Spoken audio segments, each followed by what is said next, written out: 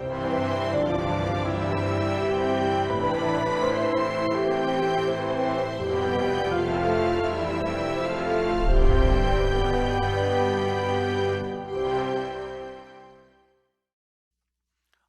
선포하라는 제목을 가지고 우리 이렇게 어려운 때 바깥에는 마치 죽음의 그림자라는 그러한 이름이 붙을 만큼 무서운 전염병이 돌고 있는 이때에 여러분과 함께 은혜를 나누고 또 절망과 그리고 때로는 의기소침함과 두려움에 있는 여러분들에게 이 하나님의 놀라운 능력의 말씀으로 와닿게 되기를 주의 이름으로 축복합니다. 이 욥바에 살고 있는 다비다라고 하는 여제자가 있었다라고 성경은 시작합니다. 이 여인에 대해서 설명을 하기를 구제를 하고 선행을 아주 많이 하는 여인이었는데 어느 날 죽어서 시체라는 말을 성경에서 사용하고 있는 것을 보게 됩니다. 이 여인이 구제를 많이 하고 그리고 선행을 많이 해서 그런지 사람들이 굉장히 안타까워했음을 볼 수가 있는데, 그 안타까워했던 장면을 이 베드로가 바로 근처 루다에서 사역하는 것을 보고 이 베드로를 모셔오려고 간청했음을 알 수가 있습니다.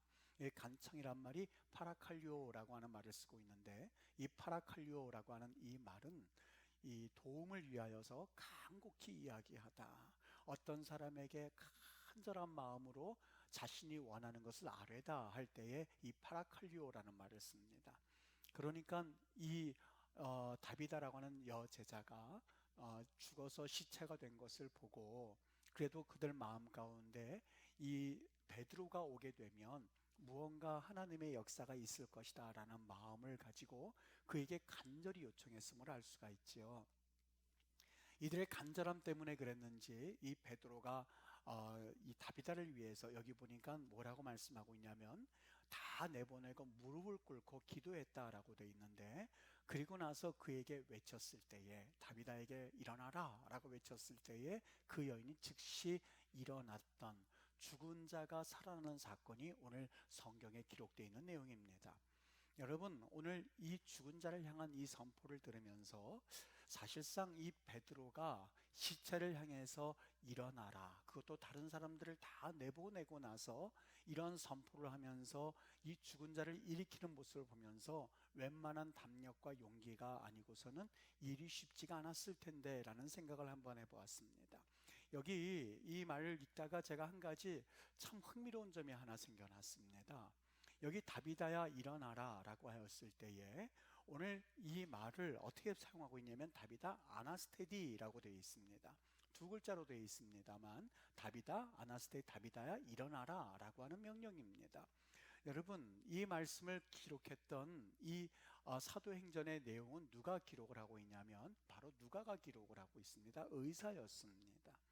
여러분이 잘 아시는 것처럼 의사라고 하는 사람들의 이 직업상 사실 이들의 관심은 죽은 자가 살아났다 하는 것은 보통 사건이 아니었습니다. 의사였던 누가 입장에서 보면 이것은 굉장히 놀라운 사건이었을 뿐만이 아니라, 어떻게 보면 나 의사는 치료하지 못하는 것을 다른 사람이 치료할 때 여기에 대해서 세밀하게 저 사람은 어떻게 치료하지라고 하는 것을 알고 싶어하는 욕망이 다른 일보다 더 많은 사람이었다는 것이죠. 더더군다나 오늘 의사 입장에서 봤을 때 의학적으로 이미 시체라는 그 말을 썼던 것을 보면 이 다비다는 죽은 사람임에 틀림이 없습니다. 그런데 이 죽은 자가 다시 의학적으로 죽었다고 사망 판단을 받은 자가 일어났다라고 하는 것은 보통 사건이 아니거든요. 이 의사가 이런 일을 기록할 때는 사실상 아주 초미의 관심이 돼서 일일이 기록했을 겁니다. 실은 이 여인 다비다가 일어날 때에 그 의사가 기록했던 내용을 여기 보십시오. 그냥 그 여인이 살아났다 이렇게 기록하지 않습니다. 다비다가 눈을 떴다, 그리고 일어나 앉았다, 그리고 손을 잡고 일으켰다 라고 하면서 단계마다 정확하게 그 상태를 묘사하고 있는 것을 볼 때에 이 누가 의사라고 하는 이 사람의 기록 방법은 사실상 보통 이상의 사람이었을 겁니다. 그리고 그가 적을 때의 그 기록은 여러분 동의보감 아시죠? 거기에서 맨 끝에 감동받았던 장면이 하나가 있는데, 이 허준이라고 하는 이분이 자기 자신의 배를 갈라서 그것을 보면서 일일이 기록하라고 자기 제자에게 명령하는 장면에 있어서는 와, 참 저런 마음을 가지고 있구나 하면서 우리의 심금을 울리게 했던 장면입니다. 이 누가였던 의사가 이 죽었던 다비다가 일어날 때에 그가 어떤 말을 했는지, 그가 어떠한 용어를 썼는지, 어떤 액션을 취했는지 그것 적은 것은 곧 생명과도 같은 내용이기 때문에 매우 자세하게 기록을 했어야만 했었을 겁니다. 그런데 오늘 여기에 기록한 내용이 참 재미있습니다. 무릎 꿇고 기도하고 그리고 명령했던 건 딱 간단하게 답이다 아나스테디 두 개만 쓰고 있습니다. 여기 아나스테디란 말이 헬라어여서 그렇지 그 당시에 썼던 말은 아람어였을 겁니다. 아람어로 표현했다면 쉽게 말하면 답이다 라고 하는 것은 이름이고요, 아나스테디 대신 아람어는 쿰 그랬을 겁니다. 답이다 아나스테디, 답이다 쿰 그랬을 거예요. 답이다 쿰. 여러분, 이 두 가지 단어를 오늘 누가는 기록하고 있었는데 저는 이 말을 생각하다 정말 깜짝 놀랐습니다. 여러분, 답이다 쿰 했을 때 무슨 생각이 금방 떠오릅니까? 오늘 누가가 자세하게 기록하고 그리고 세밀하게 기록하여서 후대에 그리고 오늘 복음서를 읽는 사람에게 알려주었어야 할 사명이 있었던 누가였습니다. 그가 일어날 때 일어나 앉았다, 그리고 눈을 떴다, 그리고 손을 붙잡아 일으켰다는 것을 자세히 기록했던 그 누가가 이번에 베드로가 그에게 말했을 때에, 여러분 그냥 거기 보니까 무릎 꿇고 기도했다고 그러는데 그 기도의 내용이 보통이었겠습니까? 하나님, 내가 지금 이 사람을 살리고자 합니다. 하나님의 능력이 필요합니다. 하나님의 은혜가 필요합니다. 주님의 역사가 필요합니다. 살려내지 못하면 모든 사람들이 실망하고야 말 겁니다. 수많은 사람들이 쳐다보고 있습니다. 얼마나 많은 기도를 했겠습니까? 근데 그 모든 기도는 다 생략합니다. 의사로서 이것이 과연 가능할까 싶을 만큼, 너무하다 싶을 만큼 다 생략합니다. 그리고 딱 두 단어만 적었는데 답이다 쿰이라고 적었어요. 저는 이 말을 생각했을 때 갑자기 생각나는 말이 하나가 있었습니다. 예수님께서 어느 날 소녀를 일으킬 때 썼던 말입니다. 소녀야 일어나라 라고 말했었던 마가복음 5장 41절, 아이의 손을 잡고 예수님께서 그 소녀를 향하여서 달리다 쿰 그랬던 말씀이었습니다. 이 말씀과 정확하게 동일시될 수 있는 말이었었어요. 단 한 가지, 한쪽은 다비다여서 베트가 들어가 있었고 한쪽은 달리다에서 라멧이 담겨져 있는데 그 철자 하나만 빼놓고는 마치 예수님께서 아이의 손을 잡고 달리다 쿰 했을 때 상과 똑같이 오늘 누가는 적고 있었던 거예요. 그 의미가 무엇이었을까? 도대체 무엇을 말하고 싶었던 것일까? 여러분, 그렇습니다. 다비다가 살아나는 그 죽은 자가 살아났던 기적의 초점은 베드로가 아니었었어요. 오늘 누가는 베드로가 기도했던 기도의 내용을 다 생략하고 다비다 쿰이라고 적음으로써 예수님께서 그 소녀를 일으킬 때 그 기적 사건을 오늘 사도행전을 읽는 여러분들에게 들려주기를 원했었고, 그리고 그 듬성 가운데는 오늘 이 시체가 살아나는 그 기적의 역사는 베드로에게 있었던 것이 아니었습니다. 바로 예수님께 있었습니다 하는 예수님께 초점을 맞추고 예수님을 통하여서 그 하나님의 놀라운 역사를 일으키는 베드로의 그 일들을 통하여 우리 주님을 드러내기를 원했던 것이죠. 사도행전 3장에 보면 베드로가 요한과 함께 성전 미문을 통하여서 성전에 들어가는 장면이 나옵니다. 안진뱅이가 앉아 있었어요. 오늘도 금을 받을까 은을 받을까 한 푼 달라고 하는 그들을 향하여서 베드로와 요한이 그의 눈을 바라보면서 말합니다. 내게 있는 것 내게 주노니, 금과 은은 내게 없거니와 내게 있는 것 내게 주노니 예수 그리스도의 이름으로 일어나 걸어라 라고 명령을 했습니다. 많은 사람들이 그가 일어난 것을 보고 깜짝 놀랐습니다. 베드로와 요한을 주목하기 시작했습니다. 평상시 같으면 자신을 드러내기를 워낙 좋아했었던 제자들의 모습대로라면 거기에 으쓱으쓱했었을 겁니다. 종교인들이 부르기 시작합니다. 관원들이 부르기 시작합니다. 도대체 이것이 어찌된 연고인가 라고 베드로를 주목하고 요한을 주목하고 있을 때에 베드로가 이 사도행전 4장에 보면 그들에게 담대히 말하는 장면이 나옵니다. 성령이 충만하여 이르되 관리들과 장로들아, 만일 병자에게 행한 착한 일에 대하여 이 사람이 어떻게 구원을 받았느냐, 이 사람이 어떻게 일어났느냐 오늘 우리에게 질문한다면 너희와 모든 이스라엘 백성들은 알아라. 너희가 십자가의 못을 받고 하나님이 죽은 자 가운데서 살리신 나사렛 예수 그리스도의 이름으로 이 사람이 건강하게 되어 너희 앞에 섰느니라. 여러분, 이것이 바로 베드로가 외쳤던, 베드로가 장로들과 그리고 백성들의 관리들 앞에서 외쳤던 내용입니다.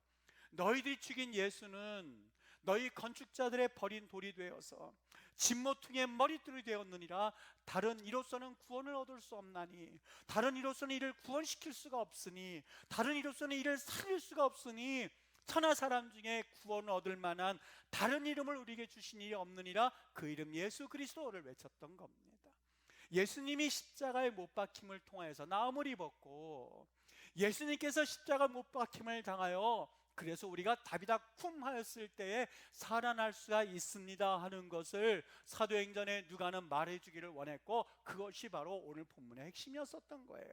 여러분, 나는 예수와 함께 십자가에 못 박히고 그리고 이제부터 내가 산 것 아니요 바로 내 안에 예수께서 사신 것이라고 사도 바울이 고백했습니다.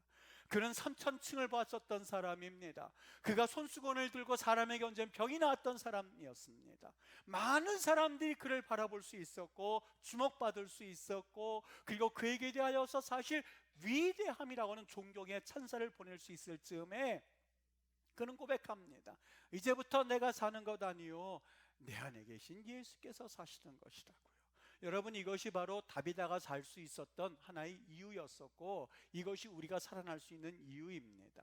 사도 바울은 깨달았었던 거예요. 그렇구나, 그토록 내가 하려고 했었는데. 또 베드로도 깨달았던 거예요. 지금까지 불에도 넘어지고 물에도 넘어진 아이를 고치지 못할 때에 예수님께 찾아왔던 제자들입니다. 뭔가 할 수 있다라고 생각했을 즈음에 그들은 아무것도 못한다는 것을 깨달았던 제자들이에요. 사도 바울도 그렇고 베드로도 그렇고 시간이 지나면서 성령의 충만함을 경험하고 나서 한 가지 그들이 이제 배운 것이 있다면, 내가 하려고 했지만 나는 아무것도 할 수 있는 존재가 아니구나, 오직 내가 행하려고 하는 죄성밖에는 없구나 하는 것을 깨닫고 나서 그들이 고백하는 장면이에요. 예수님이 요한복음에 보면 14장, 15장, 16장, 17장에 가서 이제 막 천국으로 올라가시기 전에 제자들에게 주셨던 말씀이 있습니다. 내가 너 안에 거하고 내 말이 너희가 내 안에 거하고 내 말이 너희 안에 거하면, 내 말이 너희 안에 거하면 그때서야 비로소 열매를 맺으리라고요. 여러분, 사람이 포도나무를 떠나서는 아무 열매를 맺을 수가 없다고 하는 것을 그들은 듣게 되었지만, 성령님을 경험하기 전까지는 이것이 무슨 말인지 그들은 깨닫지 못하다가 사도행전으로 성령의 충만함을 받고 난 제자들은 그때서야 알게 되었어요. 병을 낫게 하는 그 기적조차도 예수님께서 행하셨던 달리다 쿰, 그대로 다비다 쿰이라고 말했을 때에 예수님의 능력으로 사는 것이구나 하는 것을 바로 사도행전을 기록했던 누가가 주고 싶었던 메시지였었고, 이것을 경험한 바로 제자들이 이제부터 본격적인 사역의 문이 열려지는 장들이 바로 오늘 사도행전의 장이었었던 것이죠. 여러분, 오늘 성경에 기록되어 있지는 않습니다만 불가타 성경하고 시리아 성경은 대부분 다 기록되어 있습니다. 다비다 쿰 되어 있습니다. 바로 그 앞에 예수 그리스도의 이름으로라는 그 구절이 담겨져 있습니다. 여러분, 오늘 이 베드로가 우리 하나님 앞에서 그 놀라운 은혜를 입었을 때에 무슨 이름으로 그 사역을 감당했어요? 예수 그리스도의 이름이었었어요. 그가 시체를 살릴 수 있었던 것도 예수님을 바라봄으로써 가능했었고, 사역을 감당할 수 있었던 것도 예수님이 내 안에 오셔서 그분이 일하셔야만 된다는 것을 그는 깨닫게 되었고, 죽은 자를 살리는 기적은 내가 아니요 내 안에 계신 성령 하나님 예수님께서 행하신다는 것을 보여주기를 원했고, 그 말씀 그대로 다비다 쿰 달리다 쿰 그 모습 그대로 그는 다비다 쿰을 외쳤을 때에 이런 역사가 일어났던 것이죠. 베드로 입장에서 내가 명한다가 아니라 예수 그리스도께서 명하시니 일어서라 라고 말하고 싶었던 내용이 바로 다비다 쿰이었었던 겁니다. 여러분, 그렇습니다. 우리가 중요한 것이 무엇일까 하는 것을 종종 생각해 봅니다. 여러분, 정말 중요한 것은 다른 데 있지 않습니다. 죽고 사는 것은 어디에 달려 있다고 그랬어요? 혀에 달려 있다고 돼 있거든요.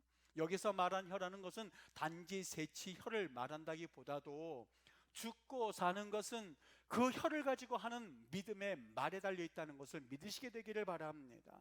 죽고 사는 것은, 죽는 길은 바로 내가 불신앙의 말을 하면 죽음의 길을 갈 수밖에 없지만, 요나 뱃속 한가운데서도 하나님 앞에 회개하며, 하나님, 내가 주님 앞에 회개하기를 원합니다, 내가 하나님 앞에 다시 한번 용서를 구합니다 라고 회개의 믿음의 말을 했을 때에 요나는 살아나 다시 한번 다시스에서 그 길에서 벗어나 니느웨로 가는 길을 가게 되었고, 사명을 감당하고 그 백성들을 살리고 자신도 살고 이스라엘 백성도 살았던 것처럼, 무슨 말을 하고 사느냐라고 하는 것은 그 사람이 죽고 사는 그러한 아주 중요한 분기점 역할을 하는 것이 내 혀라고 하는 겁니다.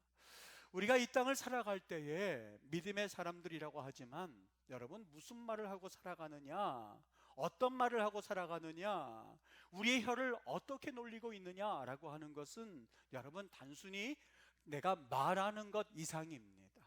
말하는 그 내용을 통하여서 그 사람이 살 수도, 그 사람이 죽을 수도 있다는 거예요. 사실 요즘같이 힘든 때가 없는 것 같습니다. 이구동성으로 이쪽 저쪽에서 다 같이 아우성들입니다. 너무너무 힘들다고 합니다. 그러나 아십니까? 우리 기독교인들이 어떻게 살아야 된다는 것을요, 저는 최근 이번 주 동안에 한 가지 사설을 제가 오려두었습니다. 여러분들에게 주일날 꼭 보여드려야겠다 생각하고 이걸 한번 캡처해둔데, 여러분 한번 보여주시죠. 여기 보면 저기 독일 신문인 타츠라고 되어 있는데, 독일 신문에 있어서 아주 이 보수적이 아니라 이 진보적인 성향의 신문인 타츠, 이 내용인데요, 굉장히 쓴소리를 많이 하는 신문인데요, 저 신문 기사에서 우리 대한민국을 아주 칭찬 일색으로 했었던 내용입니다. 저 위에 보면 잘 보이지는 않는데요, 저기 타즈 바로 빨간 거 바로 밑에 보면 이렇게 쓰여져 있어요. Ein Alternative zu 브리길릉 이렇게 되어 있는데, 그 말의 의미는요, 거기 우리 그 밑에 지금 독일어 테스튼 되어 있는데 이런 뜻입니다.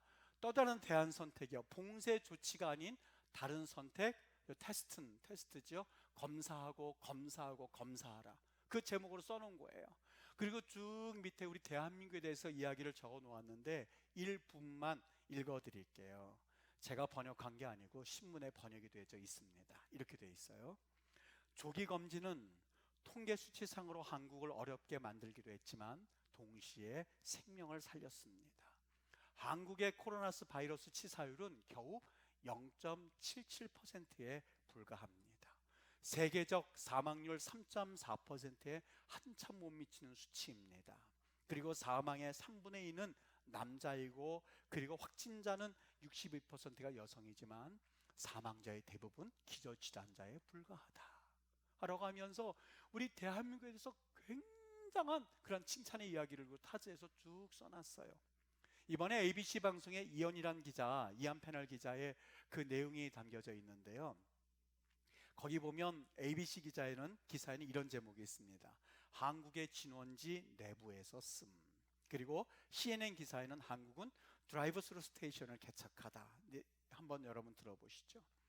대구에는 한국에서 네 번째로 큰 도시로 사과가 유명한 250만 명이 살고 있는 것이다. 이번에 세계적인 관심을 받고 있는 한국의 대구인데, 이곳은 자유세계의 다른 도시들이 앞으로 경험하게 될 비슷한 사태에서 어떻게 문제를 처리해야 하는지에 대한 모델이다. 그곳에는 공황이 없다. 이런 공황, 에어포트 말고요, 공황이 없다. 폭동도 없다. 두려워하는 군중도 없다. 절제심 강한 침착함과 고요함만이 버티고 있다.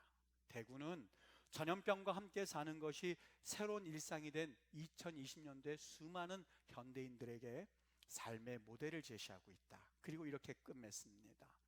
2020년 대구, 이곳은 감염병과 함께 사는 것에 대한 새로운 자유세계의 표준이자 삶의 모범이 될 수 있어 보인다. 나는 한국이 위대하다고 느껴진다 라고 끝맺음을 맺고 있습니다.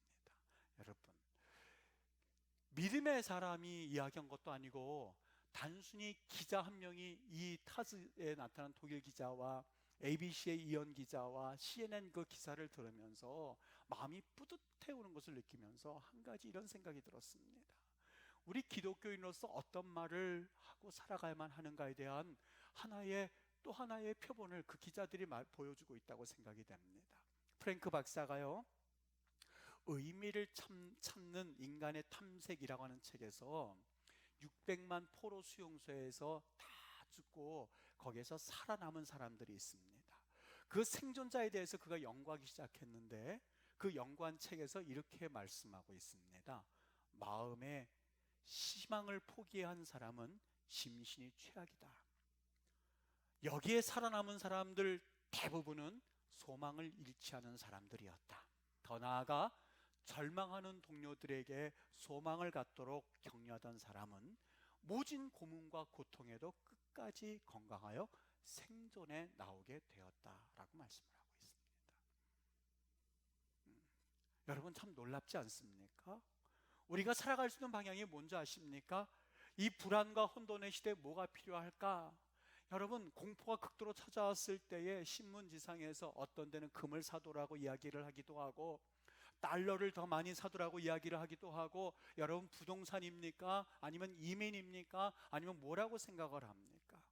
유대 나라가 그랬습니다. 왕이 두 눈이 뽑힌 채 쇠사리에 묶여서 개처럼 끌려갔습니다. 화려했던 예루살렘이 다 무슨 시간에 무너져 내렸고 젊은이들은 포로로 질질 끌려갑니다. 성전과 회당의 예배는 발길이 뚝 끊어졌고, 그리고 여인네들과 아이들은 먹을 것을 찾아서 온 천사방으로 흩어져 가기 시작했습니다. 수많은 사람들이 죽어갔습니다. 여러분, 이때에 정말 필요한 게 뭐라고 생각이 되어집니까? 음식이라고요? 돈이라고요? 달러라고요? 부동산이라고요? 아니면 금이라고요? 아니요. 우리 하나님께서 에스겔 선지자를 부르십니다. 너희 위에 힘줄을 두르고 살을 입히고 가죽으로 덮고 너희 속에 생기를 넣으리니. 여러분, 이게 무슨 상황이냐면 에스겔을 에스겔 골짜기로 끌고 갑니다. 거기에 봤더니 하얀 뼈가 가득히 쌓여져 있는 거예요. 이 뼈를 보면서 에스겔이 느꼈던 거예요. 아하, 이것은 지금 우리 유다 백성들이구나. 저 마른 뼈들의 모습처럼 지금 유다 백성들이 개처럼 끌려가고 있고, 화려했던 예루살렘이 다 무너져 내려가고 있고, 예배하러 오는 사람들은 이제 발길이 끊어졌고, 여자와 어린아이들은 먹을 거를 찾아 헤매는 저 유대의 모습이처럼 마른 뼈와 같구나. 여러분, 이때 뭐가 필요한지 아십니까? 하나님이 에스겔 선지자에게 명령합니다. 에스더야, 그들에게 선포해라. 뭐라고요? 너는 생기를 향하여서 태어나라. 뭐라고 말할까요? 생기야, 사방에서부터 와서 이 죽임을 당한 자에게 불어서 살아나게 하라 라고 외쳐라. 여러분, 이것이 바로 희망의 선포였습니다. 마른 뼈가 있고 하얗게 돼서 더 이상 이제는 사람이라고 볼 수 없는 그 뼈들을 향하여서 살아나라 라고 외쳤을 때에 우리 하나님께서 그 뼈들이 살이 붙고, 그리고 피가 흐르고 힘줄이 생기면서부터 다시 생명이 되어진 역사를 에스겔 선지자에게 보여주었고, 이 희망의 메시지를 들었던 에스겔 선지자는 유다인들을 향하여서 희망의, 소망의 메시지를 선포할 수 있었던 거죠. 여러분, 어떻습니까?